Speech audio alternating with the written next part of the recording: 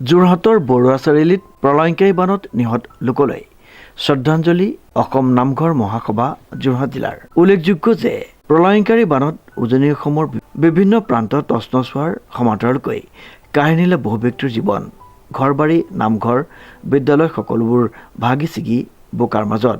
যোৰহাট সদাব্যস্ত বৰুৱা চাৰিআলিত সন্ধ্যা বেলিকা অসম নামঘৰ মহাসভা যোৰহাট জিলাৰ ভকত বৈষ্ণৱসকলৰ উদ্যোগত বন্তি প্ৰজ্বলনেৰে প্ৰলয়ংকাৰী বানত নিহত লোকসকললৈ শ্ৰদ্ধাঞ্জলি জ্ঞাপন কৰা হয়। পবিত্ৰ শাওণ মাহৰ গুৰু পূৰ্ণিমা আৰু এই গুৰু পূৰ্ণিমাৰ দিনাখনি আমি সৰ্বপ্ৰথমে অসমৰ যুগস্ৰষ্টা মহাপুৰুষ শ্ৰীমন্ত শংকৰদেৱ, মাধৱদেৱ আৰু পৰৱৰ্তী আটাপুৰুষসকললৈ আমি আমাৰ শতকৌটি প্ৰণিপাত আমি জনাইছোঁ।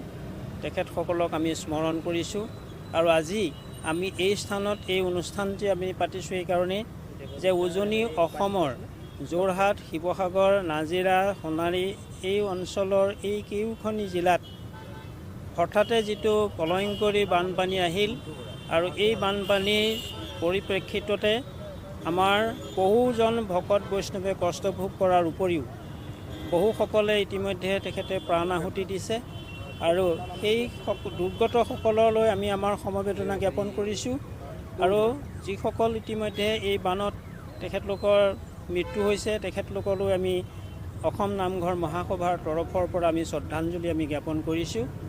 এইখিনিতে অসমৰ ৰাইজে এই দুৰ্গতসকলক উদ্ধাৰৰ বাবে সাহায্য প্ৰদানৰ ক্ষেত্ৰত এক অপূৰণীয়ভাৱে ৰাইজে সহযোগিতা কৰিছে। অতি শুভ এটি লক্ষণ। অসমৰ জাতি, বৰ্ণ, ধৰ্ম নিৰ্বিশেষে সকলোটিয়ে আমাৰ এই দুৰ্গতসকলক উদ্ধাৰ কৰা, তেখেতলোকক স্বাস্থ্যৰ বুজ লোৱাত, তেখেতলোকক বিভিন্ন ধৰণে সহায় সাৰথি কৰা, সাহায্য সামগ্ৰীকে আদি কৰি খাদ্য সামগ্ৰী যোগানত অভূতপূৰ্বভাৱে সঁহাৰি দিয়াত আমি এই অসমৰ যিটো একতা, এই একতা প্ৰকৃততে এটা পৰিস্ফুটিত হৈছে।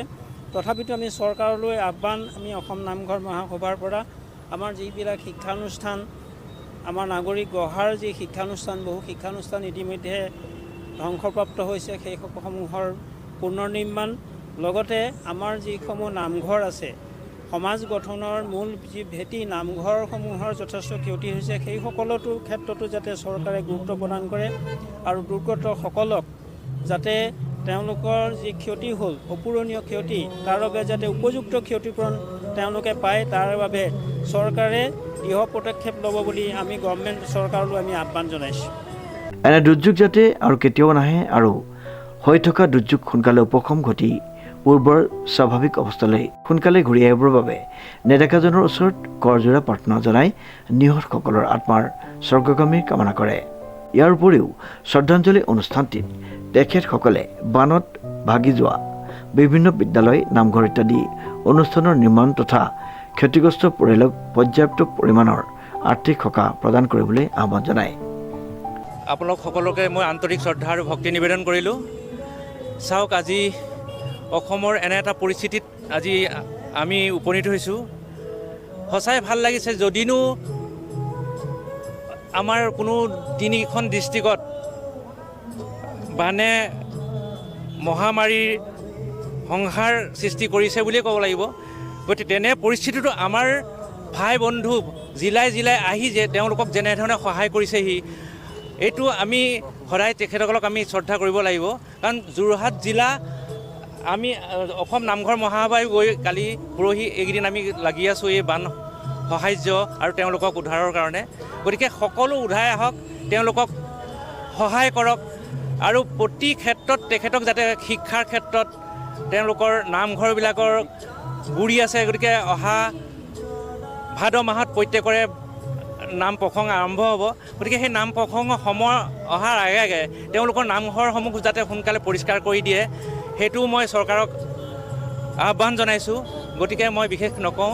গতিকে আপোনালোক ওলাই আহক, এই বান সাহাৰ্য দিয়ক আৰু তেখেতসকলক এনে বিপদত সকলোৱে সহায় কৰক।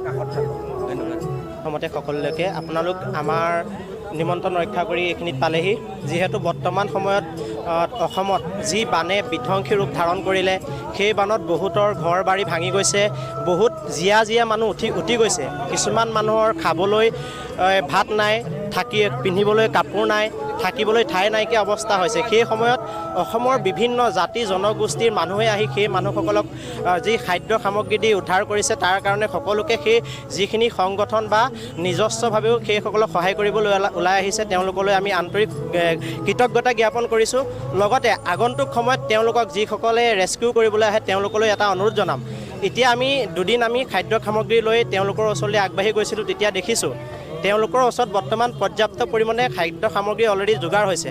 এতিয়া যিখিনি মানুহ আহে তেওঁলোকক আমি অনুৰোধ কৰিম যাতে তেওঁলোকে কিছুমান দৰৱ পাতি লৈ আহে, যাতে এই বানপানী শুকোৱাৰ পিছত সেই মানুহখিনি বেমাৰ আজাৰৰ পৰা বাচিব পাৰে। ধন্যবাদ।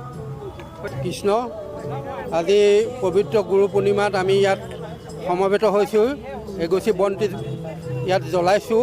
আমাৰ বানপীড়িত যিমানখিনি লোক অসমত আজি দুৰ্ঘটনাগ্ৰস্ত হৈছে, সেই সকলোৰে মংগল হওক, উন্নতি হওক, আৰু যিসকলে ইয়াৰ পৰা পৃথিৱীৰ পৰা বিদায় মাগিছে তেখেতসকলো যাতে স্বৰ্গগামী হয়, বৈকুণ্ঠ স্থান পায়, এয়ে কামনা কৰিছোঁ।